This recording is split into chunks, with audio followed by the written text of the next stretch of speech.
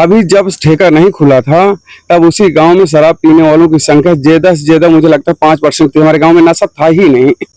जैसे ठेका खुला अब धीरे धीरे माने इतने लोग पीने लगे, तो किसी का पिता पी रहा है तो किसी का पुत्र पी रहा है। यहाँ तो फिर कोई भी दिक्कत नहीं। दिक्कत सबसे बड़ी ये आ रही है, जो बच्चों के हाथ में 4 बजे के बाद पढ़ने के बाद खेल कूद का सामान होना चाहिए, क्रिकेट होना चाहिए, फुटबॉल होना चाहिए, कबड्डी होना चाहिए, 10-10, 20-20 रुपए इकट्ठा करके और एक ग्रुप में बना करके शराब की बोतल लाते हैं। उसके बाद फिर आपस में बैठकर पीते हैं शाम को।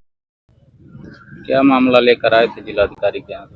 सर, शराब का ठेका को लेकर के आए थे हम लोग, क्योंकि ग्राम सभा में हमारे एक ठेका है और ठेका वैसे ग्राम पंचायत है आपकी, मोहरवा पड़ता है। इस समय गांव की ऐसी स्थिति है कि जैसे गांव वर्क करके लोग आते हैं तो सबसे पहले ठेका से होकर के गुजर कर जाते हैं और पहले शराब पीते हैं, उसके बाद वो घर में पहुंचते हैं। तो जनता इस समय पूरे गांव के लोग इस मामले को लेकर के बहुत आक्रोश में हैं। तो ये ठेका कब से खुला है? ये ठेका लगभग 12-13 साल हो गए। 12-13 साल जी। अभी जब ठेका नहीं खुला था तब उसी गांव में शराब पीने वालों की संख्या ज्यादा से ज्यादा मुझे लगता है 5% थी। हमारे गांव में नशा था ही नहीं। जैसे ठेका खुला अब धीरे धीरे माने इतने लोग पीने लगे, तो किसी का पिता पी रहा है तो किसी का पुत्र पी रहा है। यहाँ तो फिर कोई भी दिक्कत नहीं। दिक्कत सबसे बड़ी ये आ रही है, जो बच्चों के हाथ में 4 बजे के बाद पढ़ने के बाद खेल कूद का सामान होना चाहिए, क्रिकेट होना चाहिए, फुटबॉल होना चाहिए, कबड्डी होना चाहिए, उन बच्चों ने आपस में ग्रुप बना करके 10-10, 20-20 रुपए इकट्ठा करके और एक ग्रुप में बना करके शराब की बोतल लाते हैं। उसके बाद फिर आपस में बैठकर पीते हैं शाम को। तो आप सोचिए कि गांव का भविष्य कहाँ जा रहा है। तो गांव के लोगों ने इसमें चर्चा किया, काफी लोगों ने, और चर्चा करने के बाद इसमें हस्ताक्षर अभियान हमने चलाया।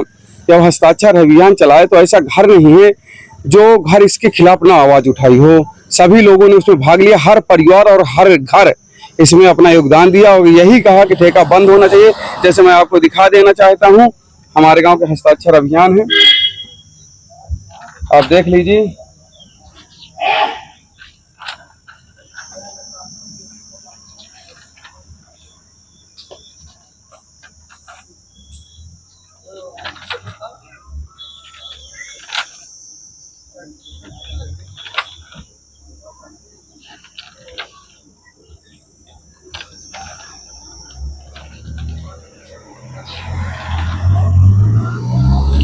हमने तो गिनती नहीं किया, लेकिन हर घर से हस्ताक्षर अभियान है। क्या गांव के सभी लोग सहमत हैं कि यहाँ से ठेका हटना चाहिए?